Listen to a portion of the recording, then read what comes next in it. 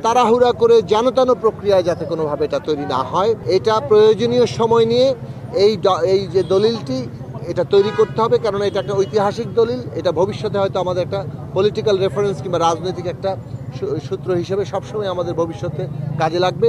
আপনারা সকলেই জানেন, এই জুলাই গণ অভ্যুত্থানের উপর দাঁড়িয়ে থাকা অন্তর্বর্তী সরকারের মাননীয় প্রধান উপদেষ্টা ডক্টর মোহাম্মদ ইউনূসের আমন্ত্রণে আজকে রাজনৈতিক দল সহ বিভিন্ন অংশীজনদের মধ্যে একটা বৈঠক ডাকা হয়েছিল। সেই বৈঠকের উদ্দেশ্য ছিল জুলাই গণ অভ্যুত্থানের একটি ঘোষণাপত্র তৈরি করা কিভাবে যাবে। আমরা এইখানে অংশ নিয়েছি।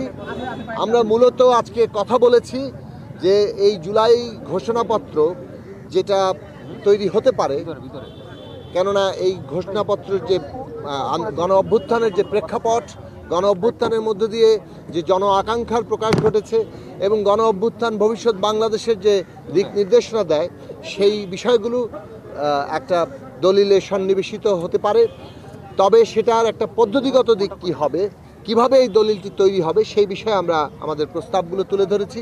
আশা করি সেই অনুযায়ী অন্তর্বর্তী সরকার একটা কর্মপন্থা ঠিক করবেন। আমরা প্রথমেই বলেছি যে এটা তাড়াহুড়া করে যেন প্রক্রিয়ায় যাতে কোনোভাবে এটা তৈরি না হয়, এখানে সরকারের দিক থেকে এই উদ্যোগটা নেওয়া দরকার একটা ঘোষণাপত্র তৈরির জন্য। এবং এইটা আসলে কি হবে, এটা প্রোক্লামেশন, ডেক্লারেশন, কিংবা এর আইনি দিক কি, কিংবা এর আইনি রাজনৈতিক দিকগুলো কি, এই প্রশ্নগুলো সকলের ঐক্যমত্যের জায়গা থেকে তৈরি হতে হবে। এবং আমরা পদ্ধতিগতভাবে বলেছি যে এখানে একটি সরকারের পক্ষ থেকে ড্রাফট কমিটি করা দরকার। সেই ড্রাফট কমিটি এই ড্রাফটিংয়ের দায়িত্বের জায়গায় থাকবেন এবং রাজনৈতিক দলসহ সকল শ্রেণী পেশার অংশীজনদেরকে, শিক্ষার্থীরা তো থাকবেই, তাদের সকলের মতামতকে যুক্ত করে এটা প্রয়োজনীয় সময় নিয়ে এই যে দলিলটি এটা তৈরি করতে হবে, কারণ এটা একটা ঐতিহাসিক দলিল। এটা ভবিষ্যতে হয়তো আমাদের একটা পলিটিক্যাল রেফারেন্স কিংবা রাজনৈতিক একটা সূত্র হিসেবে সবসময় আমাদের ভবিষ্যতে কাজে লাগবে। কাজেই সেইভাবে এটা যাতে তৈরি হয়, সকলের অংশগ্রহণ থাকে, সকলের মতামতের গুরুত্ব হয়, সবাই মিলে একটা জাতীয় ঐক্যমত্যের, অর্থাৎ আমাদের ফ্যাসিবাদ বিরোধী আন্দোলনের ভেতর দিয়ে যে ঐক্যমত্য তৈরি হয়েছিল 5ই আগস্টে, সেই ঐক্যমত্যের প্রকাশ হিসাবে এটা সামনে আসে।